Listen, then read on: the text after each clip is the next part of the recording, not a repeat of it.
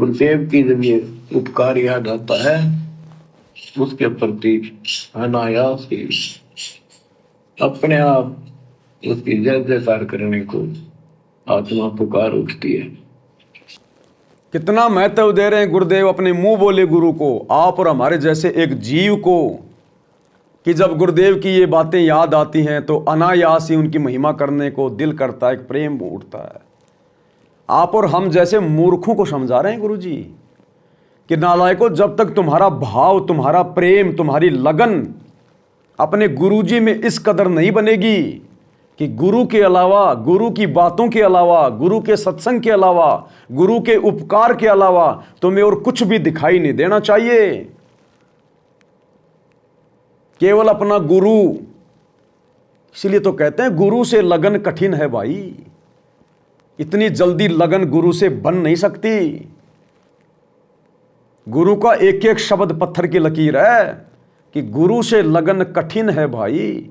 अरे कठिन है तभी तो गुरु का परिवार आज तक अपने गुरु से लगन नहीं लगा पाया, ये कोऑर्डिनेटर आज तक गुरु से लगन नहीं लगा पा रहे, लाखों की संगत आज तक गुरु से लगन नहीं लगा पा रही।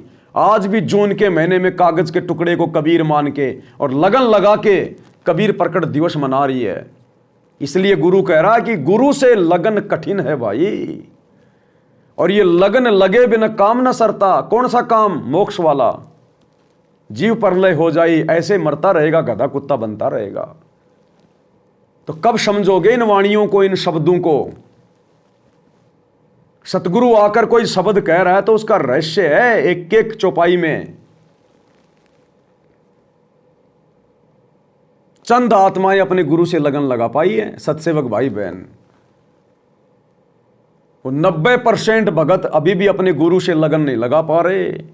इसलिए परमात्मा कह रहे हैं गुरु से लगन कठिन है भाई, ये कठिन कार्य है भाई, परमात्मा की विशेष रजा के बिना सुलभ नहीं हो सकता।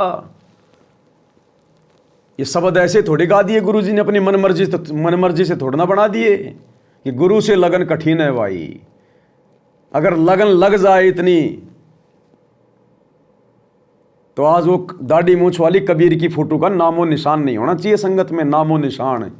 लेकिन नहीं लग रही लगन, अभी मुर्दों से लगन लगा रहे हैं।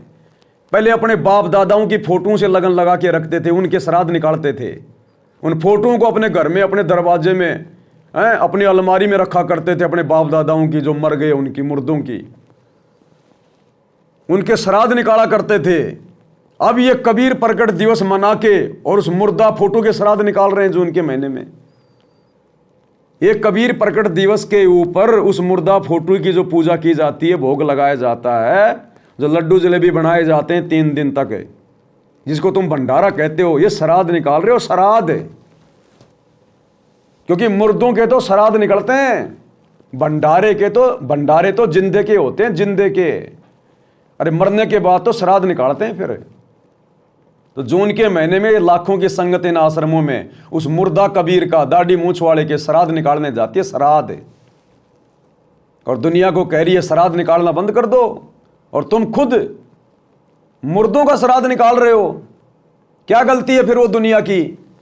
अरे वो भी तो मरने के बाद अपने बाप दादाओं के, परदादों के श्राद्ध निकाल रही है, तुम भी तो अपने भगवानों के मरने के बाद में श्राद्ध निकाल रहे हो।